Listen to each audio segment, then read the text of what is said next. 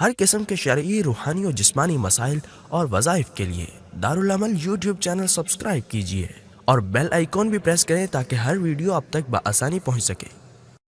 تو حضرت عمر رضی اللہ تعالیٰ عنہ وہ صحابی رسول ہیں کہ باقی صحابہ تو اسلام لے آئے، ایمان لے آئے، حضرت عمر فاروق رضی اللہ تعالیٰ عنہ کو آپ صلی اللہ علیہ وسلم نے اللہ تعالیٰ سے خود مانگا ہے۔ عمر بن ہشام یا عمر بن خطاب، یا اللہ اسلام کو قوت عطا فرما۔ عمر بن ہشام جس کو ابو جہل کہا جاتا تھا، عمر بن ہشام سے یا عمر بن خطاب سے، ان دونوں میں سے کسی ایک سے اسلام کو قوت عطا فرما، یعنی ان دونوں میں سے کسی ایک کو ایمان نصیب فرما، اسلام کی دولت سے مالا مال فرما، تاکہ ان کے اسلام سے مسلمانوں کو قوت ملے، اسلام کو قوت ملے۔ چونکہ یہ دونوں بڑے سردار تھے، بڑے قوی تھے، بڑے دلیر تھے۔ اب یہاں پہ رسول اللہ صلی اللہ علیہ وسلم نے دونوں کو اللہ کے سامنے رکھا، یا اللہ عمر بن خطاب یا عمر بن ہشام، تو اللہ تعالیٰ کو بھی عمر بن خطاب پسند آئے، ان کو ایمان کی دولت سے مالا مال فرمائے۔ تو حضرت عمر فاروق رضی اللہ تعالیٰ عنہ صرف رسول اللہ صلی اللہ علیہ وسلم کا انتخاب نہیں ہے، حضرت عمر فاروق تو اللہ کا بھی انتخاب ہیں۔ آپ صلی اللہ علیہ وسلم نے تو دونوں اللہ کے سامنے پیش کیے، یا اللہ عمر بن خطاب یا عمر بن ہشام، ان دونوں میں سے کسی ایک کو اسلام کی دولت نصیب فرما، تو اللہ تعالیٰ نے ان دونوں میں سے عمر بن خطاب کو چن لیا اسلام کے لیے، اسلام کی طاقت کے لیے۔ تو عمر فاروق رضی اللہ تعالیٰ عنہ کی فضیلت کے لیے، شان کے لیے تو یہی کافی ہے کہ آپ مراد رسول ہیں۔ حضور صلی اللہ علیہ وسلم مراد ابراہیم تھے۔ حضرت ابراہیم علیہ السلام نے دعا فرمائی تھی کہ یا اللہ اس شہر کو امن والا شہر بنا، اس میں رسول بھیج دے، وَابْعَثْ فِيهِمْ رَسُولًا، اس میں اہل مکہ میں رسول بھیج دے۔ تو آپ صلی اللہ علیہ وسلم کبھی فرمایا کرتے تھے کہ میں دعائے ابراہیم ہوں، ابراہیم علیہ السلام نے مجھے اللہ سے مانگا تھا، تو آپ صلی اللہ علیہ وسلم کو ابراہیم علیہ السلام نے مانگا تھا، اور عمر بن خطاب رضی اللہ تعالیٰ عنہ کو رسول اللہ صلی اللہ علیہ وسلم سے مانگا ہے۔ آپ صلی اللہ علیہ وسلم نے اللہ تعالیٰ سے مانگا کہ اللہ عمر بن خطاب یا عمر بن ہشام میں سے کسی ایک کو ایمان نصیب فرما، اور اللہ تعالیٰ نے ان دونوں میں سے عمر بن خطاب کو چن لیا۔ یہ کتنی بڑی بات ہے۔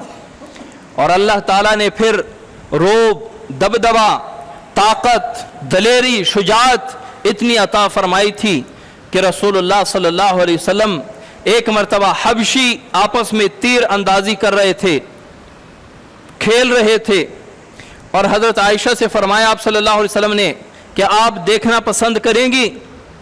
حضرت عائشہ فرماتی ہیں کہ میں رسول اللہ صلی اللہ علیہ وسلم کے پیچھے کھڑے ہو کے یہ بچوں کا کھیل دیکھ رہی تھی۔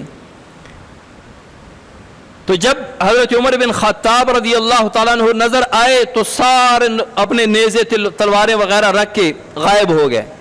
تو آپ صلی اللہ علیہ وسلم نے فرمایا کہ میں دیکھ رہا ہوں کہ عمر بن خطاب کے آنے سے شیاطین الجن اور انس بھاگ گئے، یعنی جنوں میں جو شیطان ہے، انسانوں میں جو شیطان ہے، وہ سارے حضرت عمر کو دیکھ کے بھاگ گئے۔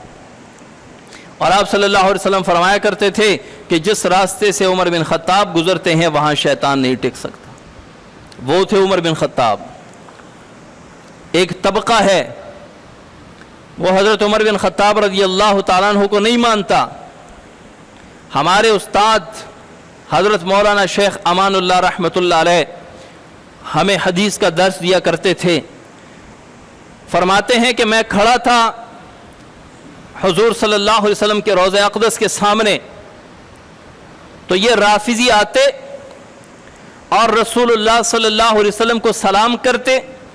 آپ صلی اللہ علیہ وسلم کے بعد دوسرے نمبر پہ ابو بکر صدیق ہیں، پھر عمر فاروق ہیں، تو وہ سلام کرتے رسول اللہ صلی اللہ علیہ وسلم کو، اور پھر فوراً چہرہ سیدھا کر کے ایسے ہی نکل جاتے۔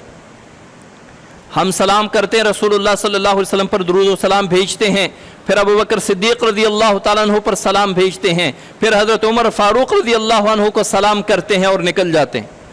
وہ رسول اللہ صلی اللہ علیہ وسلم کو सलाम करके और चेहरा सीधा करके ऐसे निकल जाते थे। कहते हैं मैं काफ़ी देर खड़ा रहा, फिर मैं करीब हुआ, जब एक ने ऐसे दुरूद सलाम पढ़ा हुजूर सल्लल्लाहु अलैहि वसल्लम पर और सीधा जाने लगा, मैंने यहाँ से पकड़ा और अबू बकर सिद्दीक के जहाँ पे जाली है वहाँ पे भी मैंने रगड़ा और उमर फारूक के जाली पे भी रगड़ा और फिर आगे जाने दी। हज़रत उमर रज़ी अल्लाह ताला अन्हु की शान व शौकत और फजीलत, कैसर रूम उन्होंने अपना एक कासिद भेजा कि जाओ मदीने में जाके मुसलमानों के खलीफा का हाल देखो, उनका कानून देखो, मदीने की रियासत देखो कि कैसे है मदीने की रियासत, दुनिया में उसका बोलबाला है, 22 लाख मुरब्बा मील पर हुकूमत करने वाला वो बादशाह मदीना मुनव्वरा में बैठा हुआ है। जाओ देख कर आओ उनकी लाइफ स्टाइल, जाओ देख कर आओ उनकी कानून साजी, कैसे बनाता है वो कानून, कैसे चलाता है वो कानून। तो कैसर रूम ये आजकल जो है यूरोप को रूम कहते हैं, ईरान को फारस कहा जाता था और यूरोप का नाम था रूम। और रूम का जो बादशाह होता था उसको कैसर कहा जाता था, यानी जो भी उस कुर्सी पर आता उसको कैसर रूम कहा जाता। और ईरान का जो बादशाह होता था उसको किसरा ईरान कहा जाता, उसको किसरा कहा जाता था और रूम के बादशाह को कैसर कहा जाता था। तो कैसर ने, रूम के बादशाह ने अपने कासिद भेजा। वो जब मदीना मुनव्वरा आया और लोगों से कहा कि तुम्हारा बादशाह कहाँ है, उससे मिलना है। उन्होंने कहा कि हमारा बादशाह तो कोई नहीं होता, हमारा एक अमीर है, वो अभी यहाँ मस्जिद से निकला है, उस तरफ गया है। तो वो कासिद उनको ढूंढते ढूंढते जब गया एक जगह रेतली ज़मीन पर, अपना ढाल जो अपने सेल्फ डिफेंस के लिए होता है, अपने आप को तलवार से बचाने के लिए होता है, वो अपने सिरहाने रखा हुआ है और सो रहा है और पसीना टपक रहा है। तो उन्होंने जब पूछा कि वो आपके अमीर कहाँ है उमर बिन खत्ताब, तो उन्होंने कहा कि वो सामने लेटे हुए हैं। तो जब उन्होंने देखा सोते हुए, उनका रोब, उनका जलाल इतना था कि ये यहीं पे रुक गए, खड़े हो गए, आगे नहीं बढ़ सके। और कहा कि तुम्हारे अमीर या तुम्हारे बादशाह ने अदल व इंसाफ कायम किया हुआ है, इसीलिए बगैर चौकीदार, बगैर गार्ड के आराम से एक मैदान, एक सहरा में सो रहा है।